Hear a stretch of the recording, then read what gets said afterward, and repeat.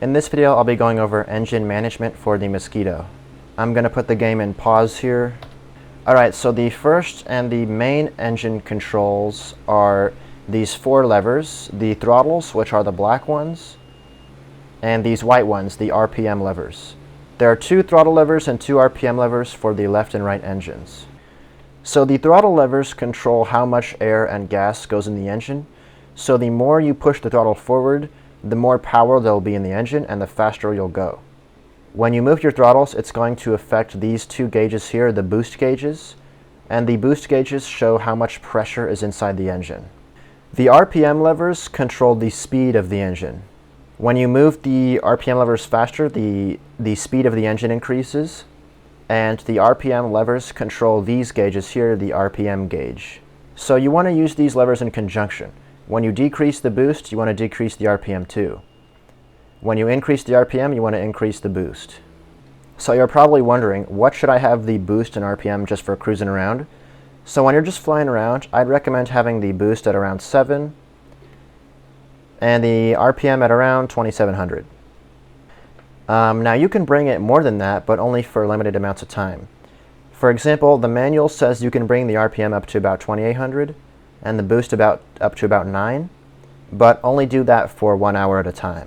You can also bring it up to the max possible, which is 3000 RPM and 18 boost.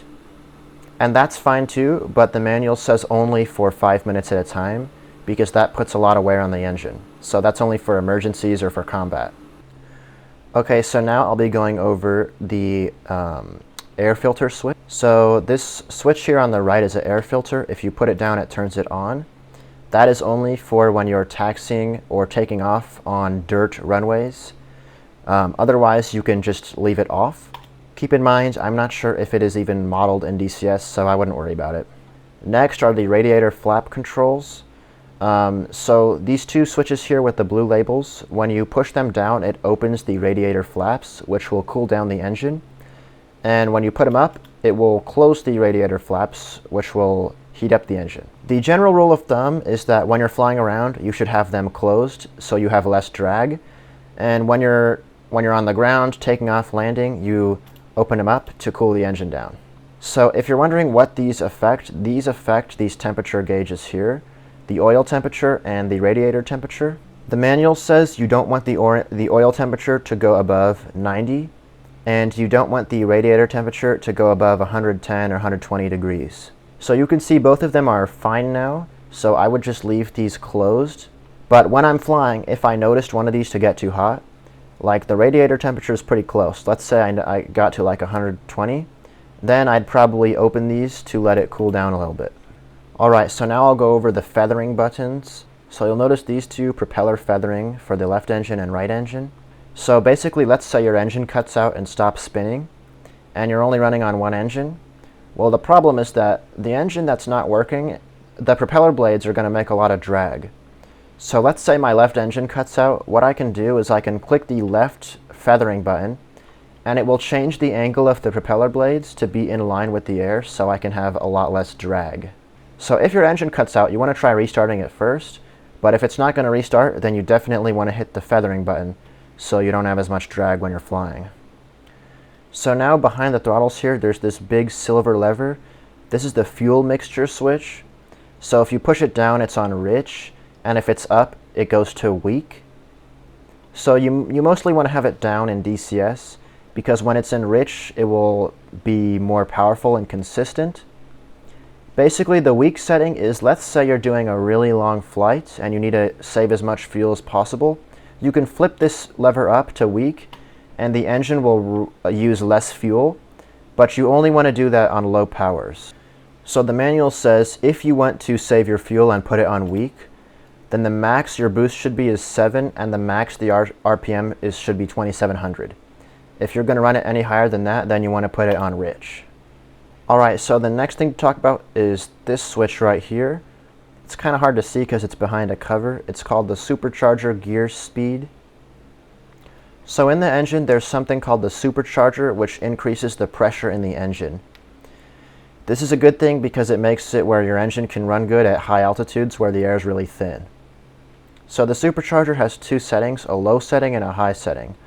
When you're at low altitudes, you want to do the low setting, but when you're at high altitudes, like around 15,000 feet, it switches to the high setting.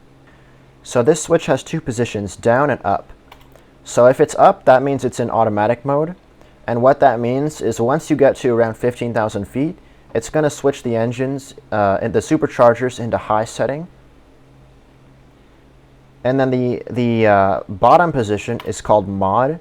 So the mod position means that the engine will just always be in the low setting, even at high altitudes. So you're probably wondering, why would I ever use mod? Why not just always have it on auto? The reason why is because due to the way the engines is, since they're not exactly the same, if you have it in automatic, the superchargers might not switch into high mode at the exact same altitude. Like for example, one engine might go to high mode at 15,000 feet, but then another one might switch to high mode at 16,000 feet, and obviously that's not good. So what you want to do is you want to fly around with this in mod, or the bottom position, so it always stays in first gear. And then once you get to around 15,000 feet, you want to fly a little bit above that, like maybe 16,000, and then you switch it up to auto. So then you know that your altitude is high enough that for sure both of the engines will switch to automatic, will switch to the second power mode for the supercharger. So now I'll be going over the fire extinguishers. So if one of your engine catches fires, you come over here to the right and you flip up one of these covers, so the left one for the left engine, and then you click the button and it'll put the fire out. So that was all the engine controls. There's just two things left to go over. First one, you might notice this switch here that says boost cutout. Keep in mind, this switch is for different versions of the Mosquito, and the version in DCS, it doesn't actually do anything, so don't worry about that switch.